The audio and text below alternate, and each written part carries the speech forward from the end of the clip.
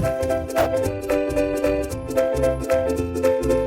children, now let us study the next chapter, chapter number 20, in the world of stars from 7th standard. And last year in 6th standard we have studied that there are many galaxies in the universe, and the Milky Way is the galaxy in which our solar system is located, and it includes the stars as well as some celestial bodies. These stars, they may be smaller than our sun, as well as they may be 1,000 times bigger than our sun. As well as the celestial bodies, they include the clusters of stars, nebulae, clouds of gases, clouds of dust, dead stars, newly born stars, etc. And these stars, they are born out of nebulae. Now, what are these nebulae? Nebulae are the clouds made up mainly of hydrogen as well as dust particles. See, nebulae are the clouds made up of hydrogen and dust particles. Now, how this star formation takes place, that we will see now. See, the particles in these clouds are attracted towards one another due to the force of gravity. As a result, the cloud contracts and becomes dense and spherical in shape. At the same time, the pressure of the gas at the core of the cloud increases, causing the temperature to rise tremendously, and energy generation increases, and the energy generation processes they start there. Such a spherical cloud of hydrogen is called a star. Now, the processes such as contraction, expansion, rise in temperature bring about changes in the nature of the star, and these changes occur over a very long period of time and constitute a life cycle of stars.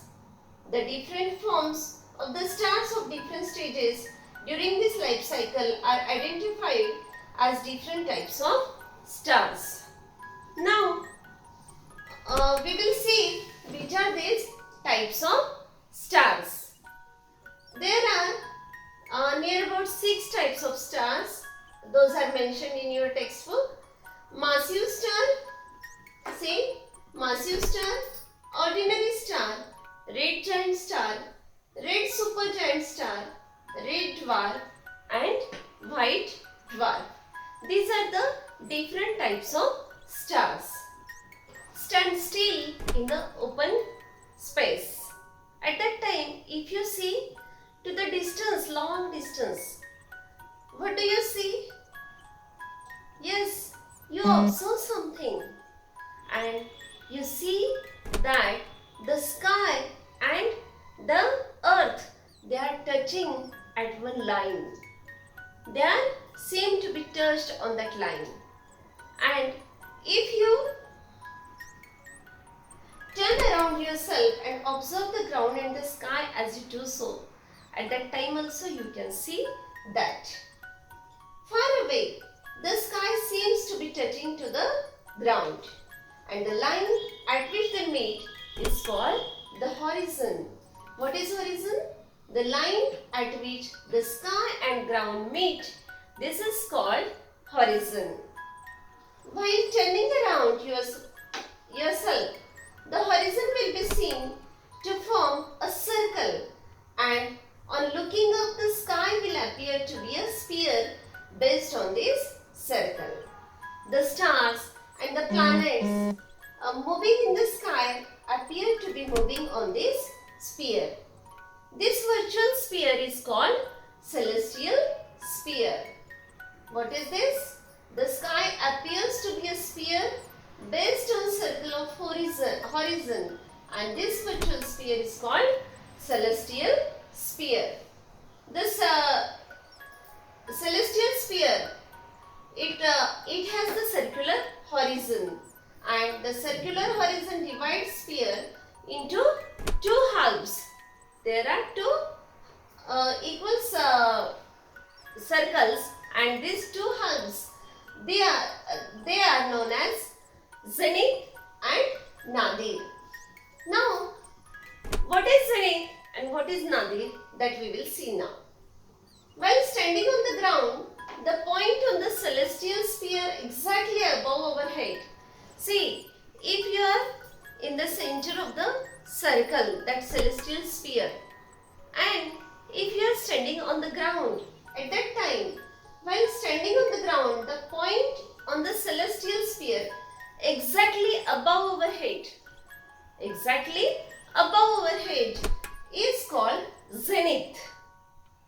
And opposite to zenith, there is nadir. Now, while standing on the ground, the point on celestial sphere exactly below our foot or below our feet. See, in zenith, that point was above our head, whereas in nadir, it is below our feet, and this is called nadir. The definitions are same, only difference is that in zenith it is exactly above our head, and in nadir it is below our feet. Now, celestial poles. Celestial North Pole and celestial South Pole, these are the two poles, those are present on this celestial sphere. And meridian, great circle that passes through both celestial poles, south as well as north, and observers zenith and nadir. Observers zenith as well as nadir. Children, let us study celestial equator. If we uniformly expand the equator, at that time, a circle along which Earth's equator penetrates the celestial sphere is called celestial equator. And now we will study what is ecliptic. The circle describing the apparent motion of the sun around the earth. The circle that describes the apparent motion of the sun around the earth is called an ecliptic. It is like an eclipse, that's why it is called ecliptic.